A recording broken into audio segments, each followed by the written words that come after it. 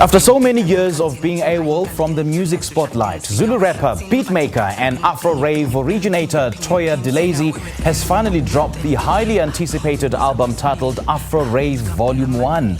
This full-length body of work comes after the release of a recent explosive single, Resurrection, that took the airwaves by storm. Well, the London-based musician joins us now via Zoom to take us through the making of this new project. Toya, a very good morning to you. Thank you so much for joining us. And it's good to see you. It's good to have you back. Your fans really missed you. Yeah, absolutely. Good morning, and thank you for having me this morning. Really excited to be back. Yeah, and it's good to have you back. Now, let's start with you reminding us of your Zulu rap journey. Where did it all start? So basically, I'd say moving from South Africa to the UK, it was a point of what do I have to share with people, you know? And all I had was the African pride, our stories, the fact that I know what happened in 1879, I know where we come from. I know that we have a history. You know, being in the UK, sometimes it feels like people of color have no history. So this started conversations overseas, and I could connect with others, whether I was speaking Zulu, I want to just get excited, just hearing the pronunciations, and I found it as a way of communication, and that's how I created the genre called AfroRave. So basically celebrating indigenous languages through rave, and this is what it is right now. And apart from being excited of hearing a Zulu person speak Zulu, how do you find that they've received your music? How is it received over there?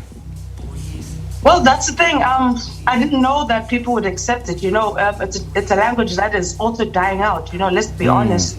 Our languages are dying out. So it was so nice for it to receive that acceptance and that excitement, and people wanting to understand more. Who are we? Or even as South Africans, you know, where do we come from and what's the history? Because maybe many aren't taught that history in school. So sure. I think it's become a cultural journey now, especially with the people in Europe and the fans that I'm accumulating now that love the sound and also just want to know more about South Africa culture. And you now have a new original sound called AfroRave. Tell us more about this sound. Yes, sir. So AfroRave, I feel like it's my musical footprint in the world. I'm celebrating. It allows me to be umuntu, but at the same time, I'm a global child. I'm a raver. I'm a rock and roller. I'm a goth. I'm a punk. But at the same time, there you go. It's something that won't change. But I'm also proudly South African. I'm not exclusively Zulu. I'm also a proud South African and a global child. So AfroRave celebrates my language, or indigenous language, through rave. So you'll hear the beats are very big drops. It's all about releasing and having fun and just, you know, forgetting about the stress. We've got too much pent-up energy. It's time to relax now. So I'm hoping to bring that side. Sure. Let's now get into your new album, AfroRave Volume.1. What is this album all about? And I know that this album follows up on your recent explosive hit, Resurrection. Tell us about this album and the song as well, and the inspiration behind it. Yes, sir. So, AfroRave Volume.1, guys, we were in the lockdown, in the pits of the lockdown. I just released Funani, and basically, I was like, if I don't throw myself into music now, I don't know how I'm going to make it out. So we spent the first lockdown just writing songs. I'd go to my friend's studios, Joy Anonymous, and just keep writing, you know, telling stories, talking about depression in the African family, the things that we don't really talk about and we act like we do not have.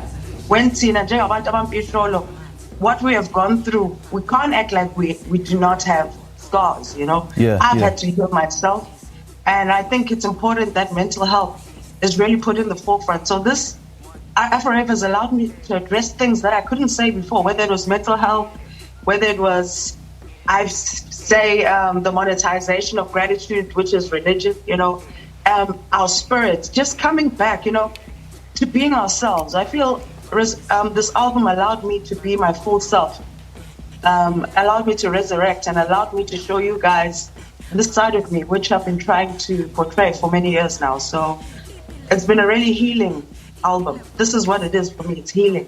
and I hope it can offer that to you guys too.